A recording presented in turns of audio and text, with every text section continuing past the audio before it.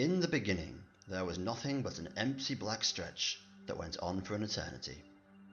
It was a silent, dark, miserable nothing. Not a star or a lump of rock, not a swirl or a whirl or a fleck or a flicker. There was nothing. A deadly, deathly blackness that stretched on forever. Of course, as nothing yet existed, there was no such thing as time or measurements, and of course no one there to determine what eternity actually meant. A question often raised in later years, when in fact there were stars and rocks, swirls and whirls and flecks and flickers, was how could scientists know that nothing existed? Since they were not there, and there was no way to go back there, then how could they know? And why is that miserable nothingness believed to be black in colour?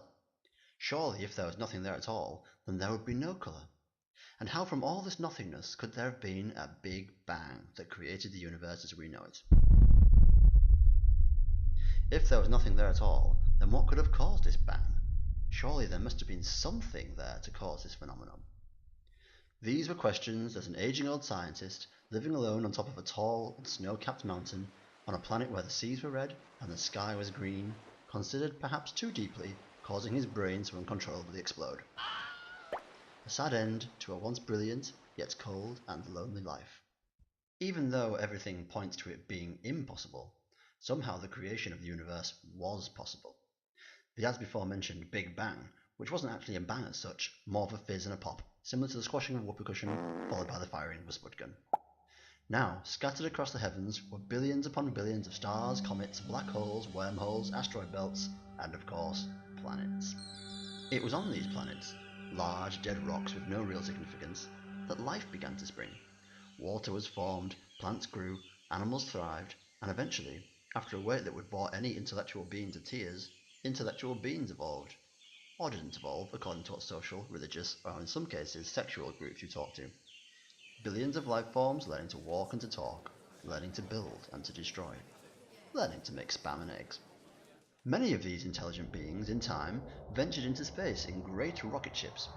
Some of these intelligent beings even met other intelligent beings in the universe, forming friendships and in some cases bitter enemies. Yet no matter how advanced these various civilizations became, no matter how much knowledge they gathered, there were still two things that they could never fully understand.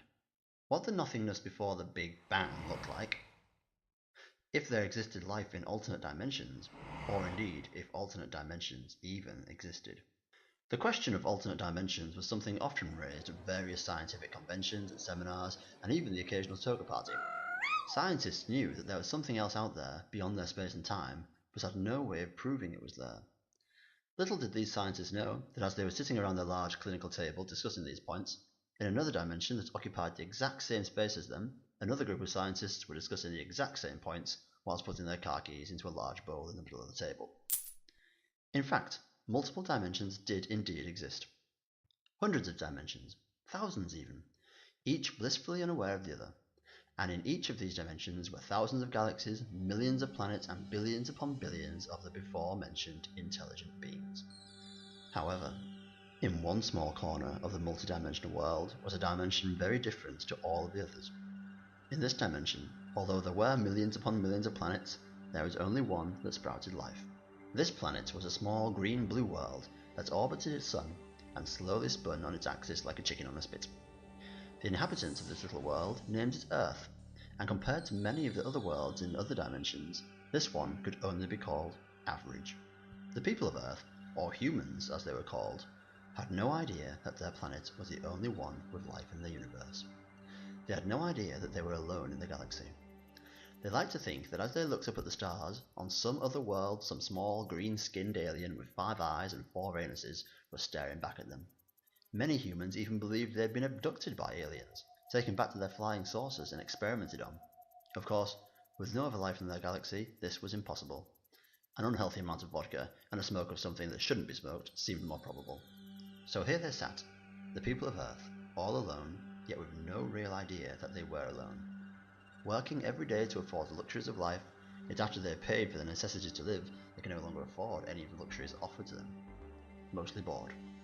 And there was no one as bored, as underpaid, and as alone as one particular man with messy hair sitting by his desk, his eyes fixed on his flickering computer screen, a headset sat lopsided on his head, in the middle of a busy call centre in an even busier city in a small country called England, and a look of thunder was plastered on his bland and uninteresting face.